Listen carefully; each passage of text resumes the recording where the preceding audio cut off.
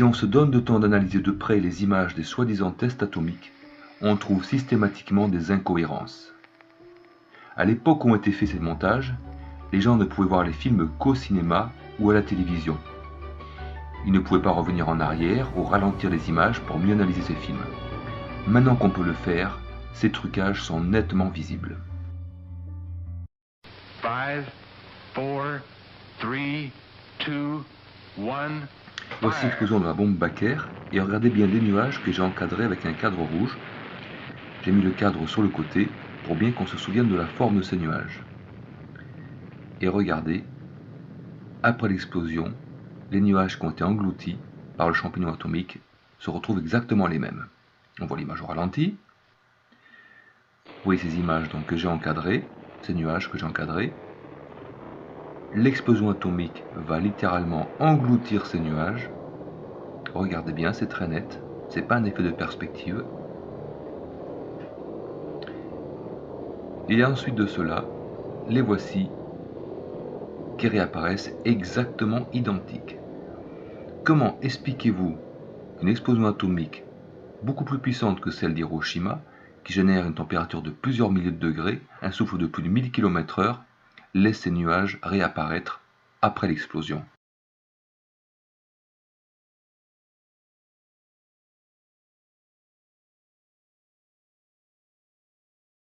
Lundi 1er juillet 1946 au matin. Une bombe atomique va exploser au-dessus de l'atoll de Bikini, dans l'océan Pacifique. Elle vient d'être larguée par un avion de la US Air Force.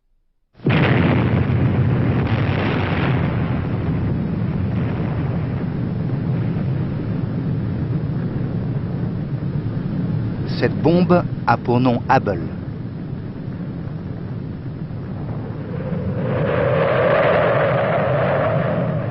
Le souffle dépasse les 3000 km/h. Quelques jours plus tard, le 23 juillet 1946, dans le même atoll de Bikini, une deuxième bombe de même puissance explose sous la surface de l'eau.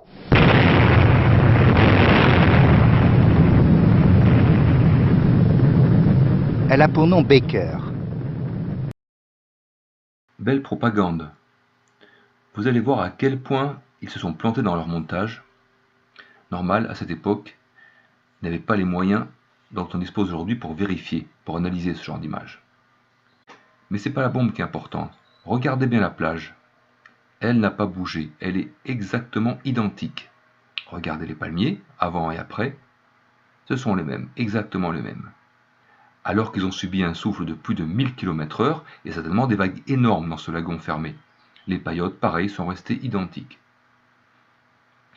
La bombe a explosé à 6 km de la plage, donc c'est juste à côté. Et une bombe de cette puissance aurait donc dû générer un véritable tsunami dans ce petit lagon, des vents extrêmement puissants qui auraient dû tout arracher, et donc ces palmiers, ces paillotes, n'auraient pas pu résister à la première bombe.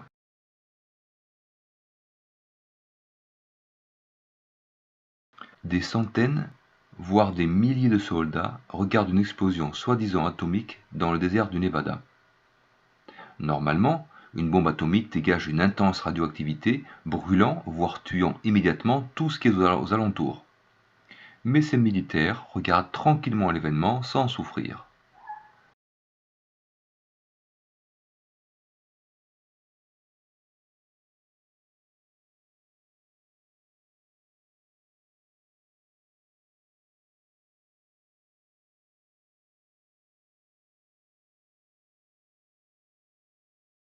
À partir des années 1950, à Las Vegas, aux États-Unis, connu pour ses casinos, devient un centre d'attraction pour voir les essais atomiques. Il y en avait toutes les 3 semaines et la ville faisait une publicité intense sur ces explosions soi-disant atomiques. On venait assister aux tests atomiques, comme on irait au cinéma. Mais pas un mot sur les dangers d'une explosion atomique, pourtant destinée à décimer des milliers de personnes en une fraction de seconde. Bon, il est vrai que les spectateurs étaient installés à plusieurs kilomètres du point zéro. Mais sachant la puissance du rayonnement radioactif dégagé par une explosion atomique, pensez-vous que l'État américain très pointilleux sur tout ce qui est sécurité laisserait les gens venir admirer une telle explosion? Et est-ce que vous seriez allé vous installer sur des fauteuils pour admirer ce spectacle? great for weather conditions which would keep fallout at a minimum.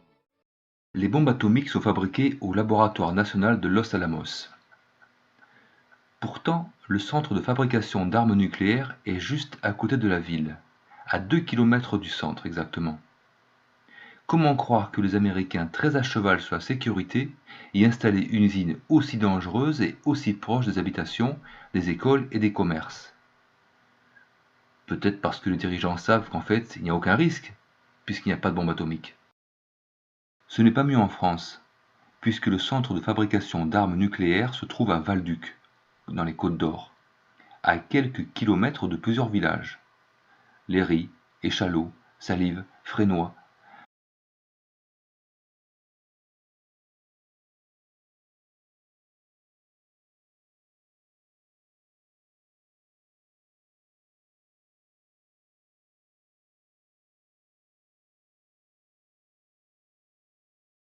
Il y aurait plus de 17 000 missiles à tête nucléaire répartis dans plusieurs pays, principalement aux États-Unis, en Russie, au Royaume-Uni, en France et en Chine. Pourquoi aucun de ces missiles n'a jamais été utilisé?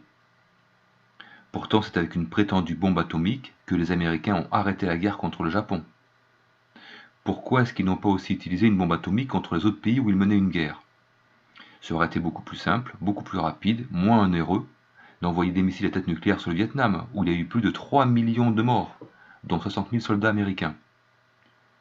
On nous dira que c'est par éthique, mais les guerres ont tué plus de 1,2 million de personnes dans le monde depuis 1990, avec des bombes et armes classiques.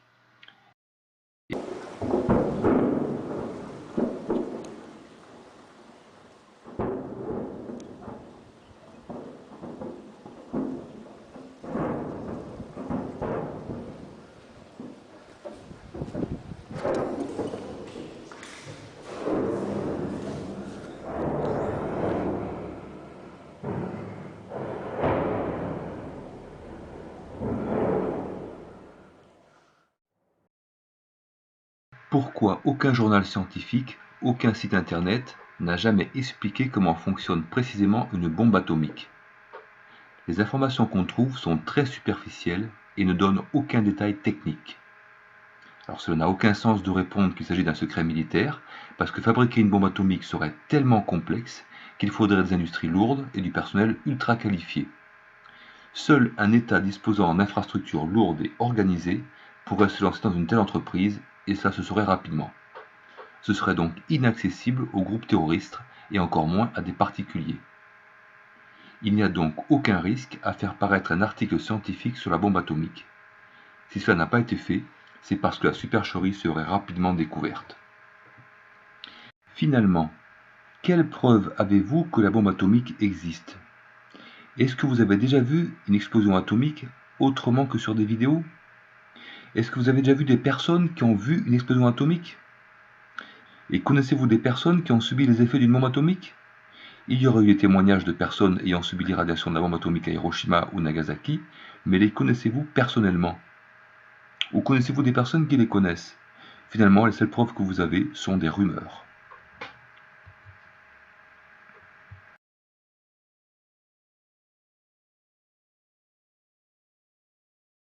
Le 13 février 1945, les États-Unis détruisaient la ville de Dresde en Allemagne en larguant 4000 tonnes de bombes incendiaires au phosphore avec les forteresses volantes B-29. Les mois suivants, ils ont fait de même sur 68 villes au Japon: Tokyo, Sendai, Osaka, Kurume, Maebashi, Mitsubishi, Kagoshima, Kobe, etc., tuant près de 900 000 personnes. Le 6 août 1945, à 8h15, les États-Unis ont soi-disant largué une bombe atomique sur Hiroshima au Japon. Comment est-ce possible que la ville de Dresde en Allemagne et les autres villes bombardées au Japon avec des bombes incendiaires présentent exactement le même type de dégâts qu'à Hiroshima et Nagasaki, soi-disant bombardées avec une bombe atomique? Parce qu'en fait, il ne s'agissait pas d'une bombe atomique, mais de milliers et de milliers de bombes incendiaires classiques. En 1908, une formidable explosion s'est produite en Sibérie, dans la Togounska. On suppose qu'il s'agit d'une météorite qui aurait explosé au-dessus de la forêt. À partir d'un point central, tous les arbres ont été couchés en radiant autour du centre de l'explosion. La bombe atomique ayant aussi explosé au-dessus de Hiroshima, tous les arbres et les bâtiments en bois devraient être couchés en rayonnant autour de ce point central. Mais quand on regarde la photo du point zéro, on voit qu'il n'y a aucun radiant. Ça signifie donc qu'il n'y a pas eu une seule explosion provenant d'une bombe atomique, mais des milliers et des milliers de bombes incendiaires larguées partout sur la ville.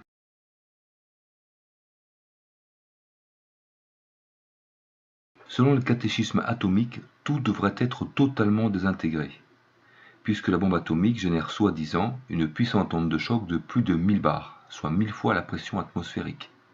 Cela devrait pulvériser même les bâtiments en dur, alors qu'à Hiroshima, tous les bâtiments en dur ont résisté. Par exemple, la banque était à quelques centaines de mètres du point zéro.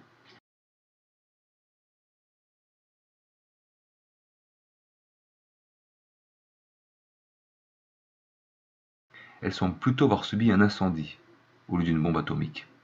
D'ailleurs, la banque a réouvert 2 jours après le bombardement, alors qu'il devrait normalement rester une intense radioactivité.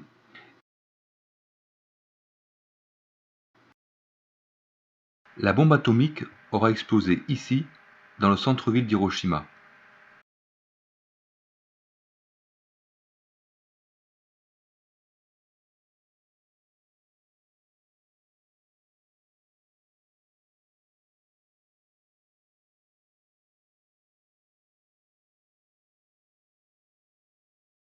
Les débris n'ont pas été pulvérisés par la puissante onde de choc d'une bombe atomique en recouvrant les rues, mais se sont accumulés, amassés, là où les maisons s'effondraient en brûlant. Les ponts auraient dû s'écrouler sous l'onde de choc. Pourtant, eux aussi sont restés intacts, alors qu'ils supportent très mal les explosions. Le pont Ayo était à 300 mètres du centre. Pensez-vous qu'une bombe ayant l'énergie de 15 000 tonnes de TNT ne pulvériserait pas ce pont? Pensez-vous que le goudron serait resté intact après une température de plusieurs milliers de degrés?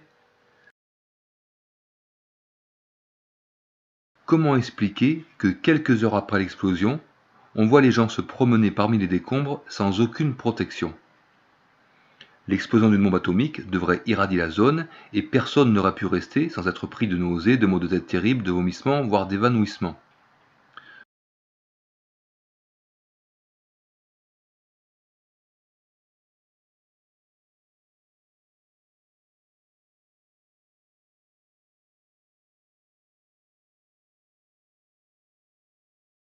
Comment se fait-il que les Japonais ont reconstruit la ville aussi rapidement après le bombardement? Pourtant, la radioactivité met des années avant d'être négligeable. 40 ans après Tchernobyl, les lieux sont encore irradiés, mais pas Hiroshima? Et est-ce que vous reconstruirez à votre maison là où a explosé une bombe atomique? Où sont les dizaines de milliers d'irradiés? Selon les informations officielles, il y aurait eu au moins 60 000 personnes irradiées à Hiroshima et Nagasaki. Voici les seules photos qu'on peut trouver. Même pas une dizaine, cela fait bien peu sur un total de 60 000 irradiés. Pourquoi n'existe-t-il aucun centre pour suivre ces dizaines de milliers de personnes? Donc où sont soignées et suivies ces victimes? On trouve plusieurs rapports soi-disant médicaux sur les irradiés de Hiroshima et Nagasaki. Pourquoi des rapports aussi complets, mais aucun centre médical pour suivre ces personnes? Combien existe-t-il de photos de l'explosion atomique prises depuis Hiroshima? 2. 2 photos. Pourtant, il y avait plus de 100 000 personnes dans cette ville au moment du bombardement. Et parmi les Japonais présents, aucun n'a pris de photos. Pourtant, la photographie existait depuis près de 100 ans au moment du bombardement d'Hiroshima au Japon. La marque japonaise Nikon, produisant les meilleurs appareils photo du monde, existait depuis 1917. Mais en 1945, il n'existe que 2 photos du bombardement. Comprendre la théorie d'une bombe atomique permet de comprendre pourquoi cela ne peut pas fonctionner.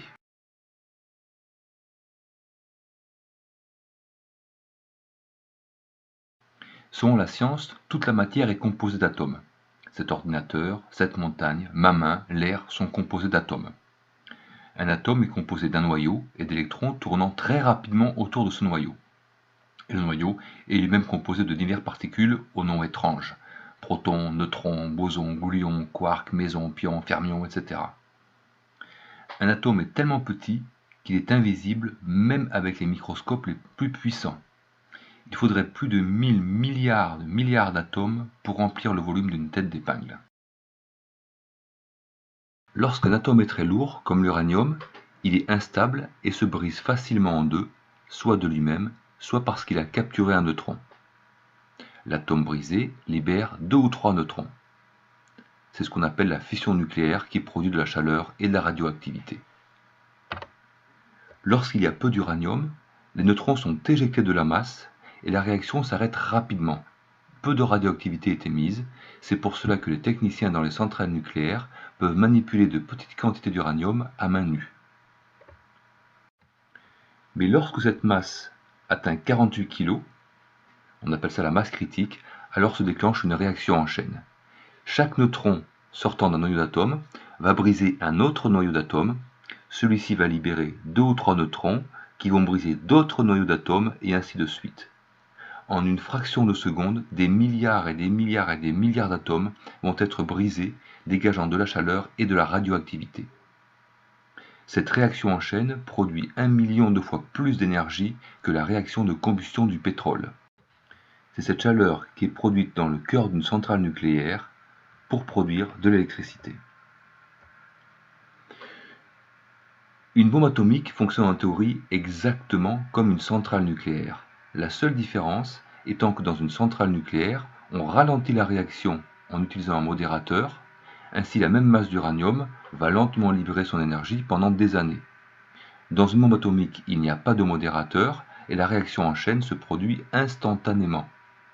En théorie, parce qu'on va voir qu'une bombe atomique ne peut pas fonctionner. On a vu que pour que se produise la réaction en chaîne, il faut réunir une masse critique d'uranium de 48 kg. Dans la prétendue bombe atomique d'Hiroshima, on a donc divisé cette masse critique en 2 parties de 24 kg chacune, inoffensives. Lorsque la bombe est larguée, on déclenche une première explosion avec un explosif classique dans la bombe atomique, comme une cartouche dans un fusil. Les anneaux d'uranium sont projetés dans un tube et vont aller s'encastrer sur un axe aussi en uranium afin de tout réunir en un seul bloc et obtenir la masse critique et soi-disant l'explosion atomique. Voici pourquoi une bombe atomique ne pourrait pas exploser. Comment est-ce que l'explosion préalable ne détruit pas la bombe elle-même? Regardez sur cette image l'épaisseur du fût de ce canon en voyant des projectiles de 19 kg. Il ne s'agit que de projectiles de 19 kg. Dans la bombe atomique, il faut projeter une masse de 24 kg à la vitesse d'une balle de fusil. Donc il faudra nécessairement un fût encore plus épais que ce canon militaire. Où ont-ils placé ce fût de la bombe atomique? Regardez cette photo, il n'y a pas de place pour cela. Pour que se produise la réaction en chaîne, il faut que la masse d'uranium soit très homogène.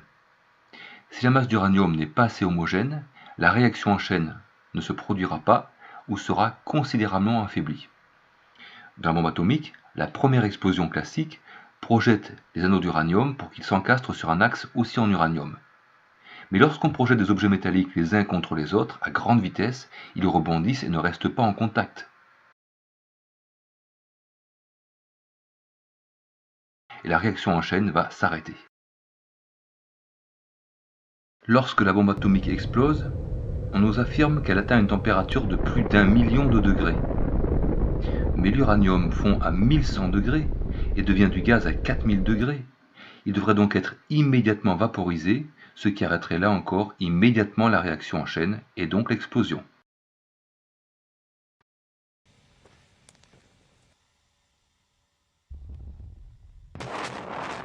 Une explosion chimique est une réaction causée par une expansion très rapide du volume de l'explosif.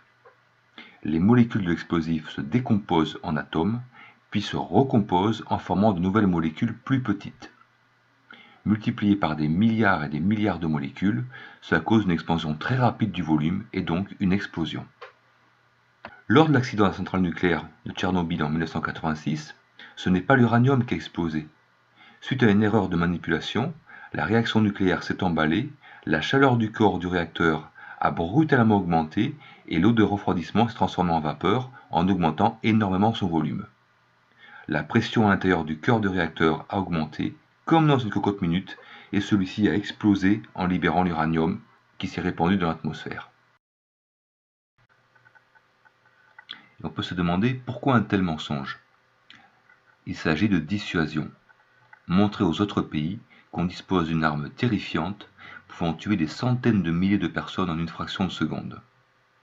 Nous faire peur est aussi un moyen pour maintenir la dépense militaire au maximum. Mais cela amène une question. Est-ce que les dirigeants des pays savent que cela n'existe pas? En tout cas, cela rapporte des sommes énormes aux fraudeurs. Toute l'économie concernant les bombes atomiques génère des milliards de dollars, dont une bonne partie va directement sur le compte en banque des fraudeurs. Par exemple, au tout début, le Manhattan Project, qui travaillait sur l'élaboration de la soi-disant première bombe atomique aux États-Unis, a coûté plus de 25 milliards de dollars et employé plus de 130 000 personnes pour fabriquer une fausse bombe. En tout cas, c'est une bonne nouvelle de savoir qu'il n'y a pas de bombe atomique. Nous n'avons plus à craindre ni guerre nucléaire, ni guerre mondiale, ni attentat terroriste à l'arme nucléaire.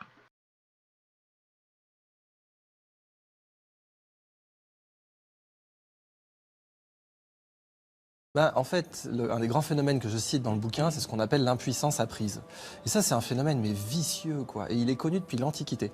En fait, les cornacs, dans l'Antiquité, on n'avait pas de fer. Donc pour attacher un éléphant avec une chaîne en bronze, il faut se lever tôt. Vous n'avez peut-être pas posé la question, mais c'est difficile.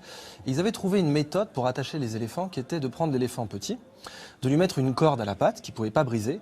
Et en grandissant, l'éléphant grandissait avec l'idée que c'était impossible de briser cette corde. Ce qui fait qu'on lui mettait la petite cordelette à la papate, même adulte, et il n'essayait pas de bouger. Ça marche encore aujourd'hui, bien sûr. Et bien, ce phénomène de mettre la chaîne directement dans la tête de l'éléphant, il existe tout à fait chez l'homme. Tout à fait. On peut convaincre un élève qu'il est mauvais. On peut lui dire, t'es mauvais en maths, n'essaye même pas. Et on peut prouver, même en neurosciences aujourd'hui, qu'il y a certaines personnes, quand on leur montre une équation mathématique, il y a une partie de leur cerveau qui s'active, qui est frontale, qui dit en gros, n'essaie même pas. Et ça s'active, ça marche.